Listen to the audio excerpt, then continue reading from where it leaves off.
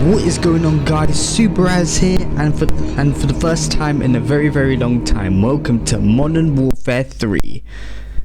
Welcome to the game. However, it's the free trial version. I haven't paid for the game at all. Sorry about that. It's just that I had no interest in it because I've seen the things on Twitter, and I'm not going to talk about in this video. So what do I think of Modern Warfare 3? I'm actually really enjoying it so far, and it's actually hell of a lot better than Modern Warfare 2. Sorry.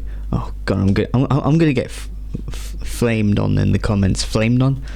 I'm gonna get some people who are gonna be very mad at me. Anyway, we got the KVD Enforcer Marksman rifle here. So, to be honest, Modern Warfare 3 introduced this thing called the Armory Unlock system, where you unlock weapons, equipment, and all that other stuff through in-game challenges, which I don't really appreciate. Now, given that the state of this game, I can't really say I blame Sledgehammer for this. It's an Infinity Ward thing, because Sledgehammer... Oh, Spetsnaz! Team Deathmatch. Okay,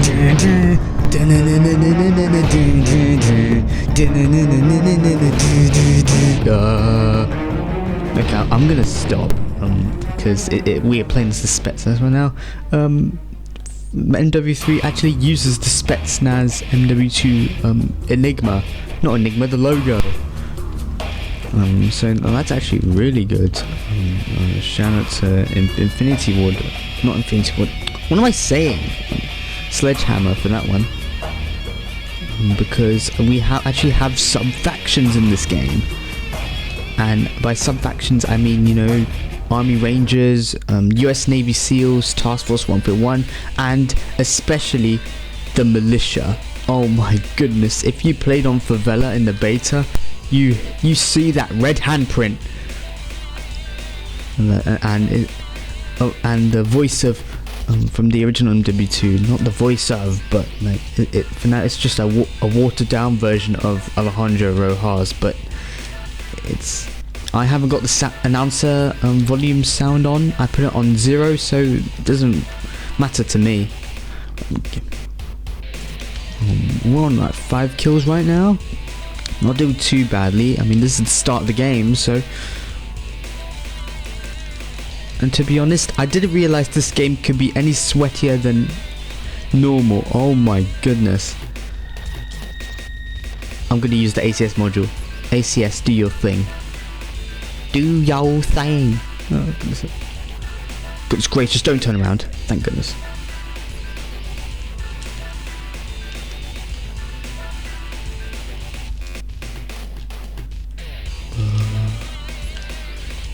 I'm gonna use pistol. Knew it. I knew I should use the pistol, because I could have died right there. As you can see, this is the ACS module. The ACS module actually captures flags and holds down the point for you. But before the fix, there was a fix to this field upgrade, where its function was basically non-existent, and it took Sledgehammer a few days to 1 day to I believe 5 working days just to fix that issue. With Infinity Ward, it's basically just going to take a bunch of weeks to 1 month to actually fix the issue. That's how fast Sledgehammer is responding to player feedback.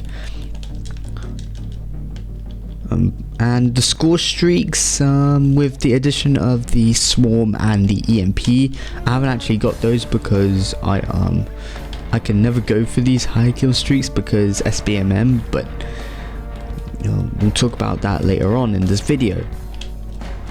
So yeah, KVD Enforcer, I haven't really tested this gun out that much, but I will say it is like it's a hit or miss for me.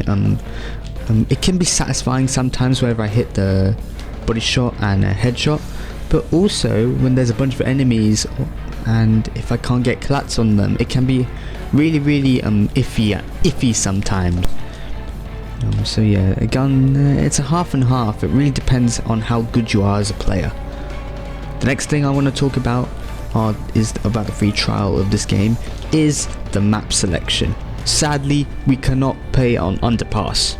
RIP Militia. But basically, yeah. And speaking of Militia, we cannot play in the free trial Underpass, Favela, and Rundown. Those are all like Militia specific maps, so rest in peace Alejandro Rojas. But basically, and the Militia, and basically we have Meat, Afghan, High Rise, Terminal, Rust, and Shipment. I may be missing some maps, but still, probably the war maps and the Grand War maps, who knows. And basically, those are the maps we only get to play in the free trial. Underpass is exclusive to the full game, unfortunately. So rest in peace. And RIP Underpass. Now, speaking of Underpass though, as of recently, I began to actually remake Underpass, the map itself, in Krunker.io, which is mind-blowing to me that I'm actually taking the time and effort to actually making that map. Now, of course, it is not going to be the same map. There are a bunch of spots where there's like downhill, uphill sections, which I can't be bothered to add because it would just mess up with the layout of the map. But I made some spaces bigger, up to the intervals of 50 and 25, so that it actually flows really well. I tested it out a couple of times and added some triggers as well to fit the Militia Brazilian theme to it. And I also added, for every single minute, the suspense theme from Modern Warfare 2, Modern Warfare 3, the original, by the way, not this one, the original, and the one with the that's from MW3, and MW2, you know what that is. And when you play the mission Takedown. So yeah, I finished the center area, the area where the little brick house is, and the sewer, and the little ledge when you climb the little house next to that pillar.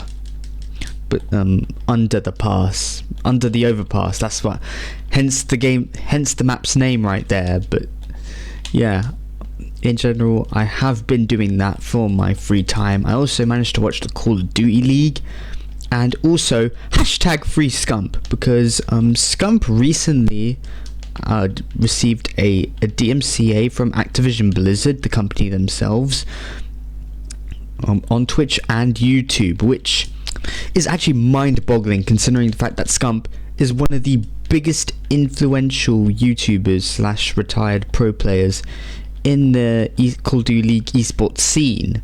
Scump got DMCA'd by Activision Blizzard, and I watched Tactical Rob's video the other day, and I was like, at one point I watched it for the first time and I was like, yeah, it's not going to affect me that much because I'm not a pro player.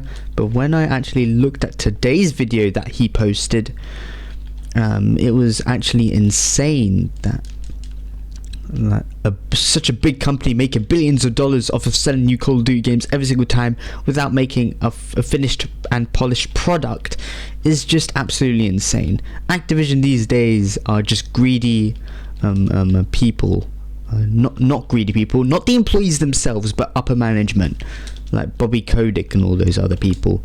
Business is their main thing. All right, they want to make the money. I get it. But at the same time, you need to prioritize the players, the money, and the game itself. Now, what I would personally do is put the players first, then the money, then the game. I could be completely wrong again, but it could be the wrong order. But it's actually really, really difficult to balance those traits. So yeah, that's what I would hopefully fix for the future. Another thing. The guns in this game actually have lower recoil, which, oh my god, I actually love. And the minimap, the reintroduction of the minimap, the actual red dots, brings me so much joy. And actually makes the game more fast-paced than MW2, the new one, not the old one. Which, props to Sledgehammer for that. You guys make the best Call of Duty games, in my opinion. Even though I don't play them, you still make good Call of Duty games. Listen to feedback, player feedback. Nowadays, the usual thing I see on Twitter /X is when Call of Duty posts a new tweet about, like a completely random topic that I'm not interested in, they'd be like, bring back Rustman, or remove skill-based matchmaking entirely. That's the usual response I always see. It's just some people being mad, I don't know, or they're having a bad day at work. Could be either, who knows. Okay, we're about guys, the Spetsnaz lost. I mean, the Rangers won. Sorry about that. Sorry, Major Petrov. Okay, 36 kills. Not too bad considering I actually did god awful that game, but it actually lasted quite a long time, like 10 to 15 minutes. That's the usual thing that happens in every COD. We don't play for wins, we play for actual kills, hit clips, all that stuff.